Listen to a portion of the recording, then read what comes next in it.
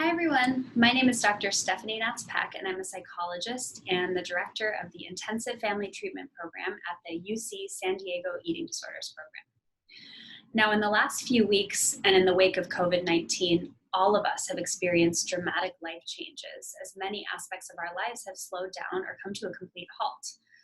But for parents, one thing that seems to be speeding up are the demands of parenting. For most, parenting during this pandemic has required taking on additional roles above and beyond what is usual. Now, if you're a parent of someone with an eating disorder, your role is already huge. And if you're continuing to show up to provide support, you're already doing a great job. In this video today, I'm going to be focusing on building resilience in kids and the 5 proven building blocks focused on resilient parenting.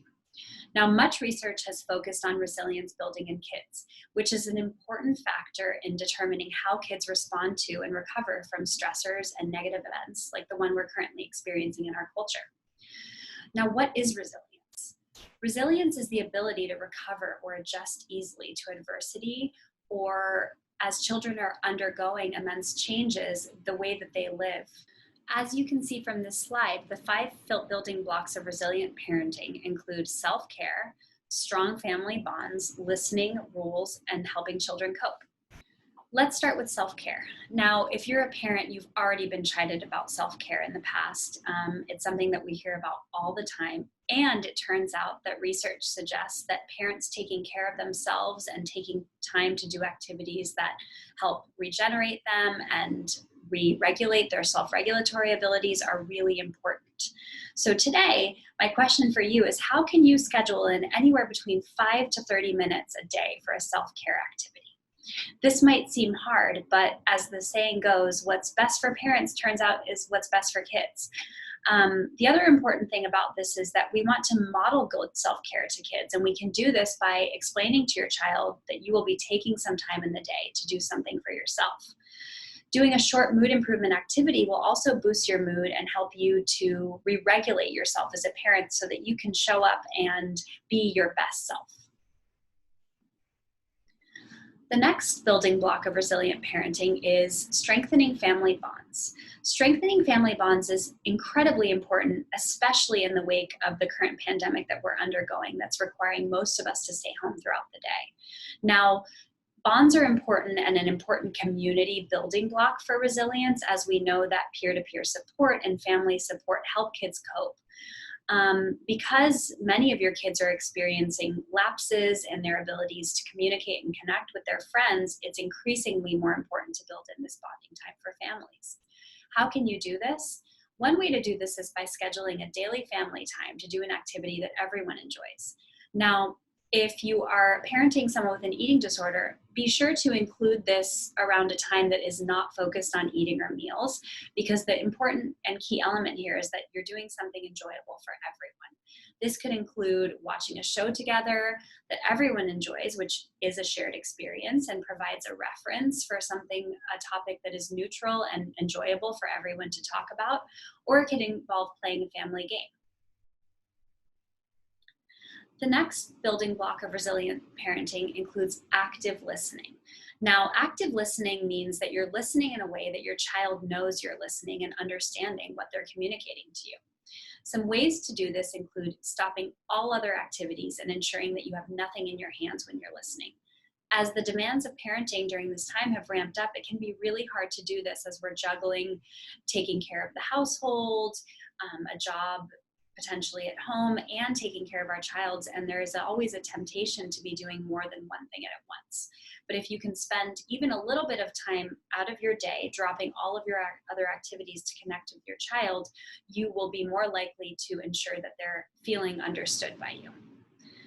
We can do this by focusing on listening more than talking and just being present. Some really important nonverbals include making eye contact and ensuring that you are communicating that you're listening by nodding, and using validation statements. Validation statements include saying things like, I understand what you're saying, or I hear that. The other important thing as a parent, we want to be mirroring emotional tone. Important things and ways to do that include making sure that you're attuned to what your child not only is saying, but what they're experiencing emotionally. and mirroring that to them by saying statements or using statements like, that sounds hard, or that sounds annoying, or any other emotional response that you're picking up on. A really important aspect of building resilience in child is making sure that you're maintaining household rules. In the wake of this pandemic, as all of our routines have changed, this might be a really important time to clarify and ensure that you are updating your household rules to be adjusted to the current circumstances. One way to do this is by identifying a problem behavior that you've noted in your family or child, and sitting down and really thinking about establishing a clear and simple rule to address the problem behavior. Now, one thing that's important as a parent is to make sure that we're clarifying these rules to our child, as opposed to ensuring or assuming that they know. We also want to make sure that we're consistently enforcing these rules. And the last resilient parenting tip is to build positive coping skills.